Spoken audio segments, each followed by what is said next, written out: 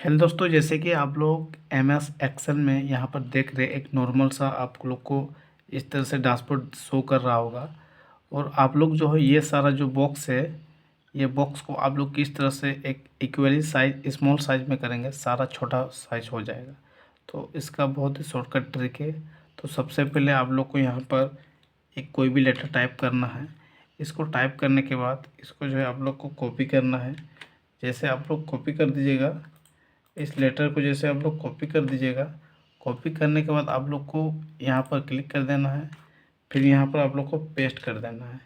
Paste करने के बाद ये वाला बॉक्स फिर से आप लोग कॉपी कर दीजिएगा और ये वाला कोना पर आप लोग को क्लिक कर देना है। जैसे यहाँ पर क्लिक कर दीजिएगा और कहीं पर भी डबल क्लिक कीजिएगा तो देखिए इस तरह से आप लोग का जो है एक छोटा बॉक्स बन गया। तो दोस्तों वीडियो कैसा लगा? अगर अच्छा लगा तो लाइक कर दीजिएगा और चैनल को सब्सक्राइब कर दीजिएगा।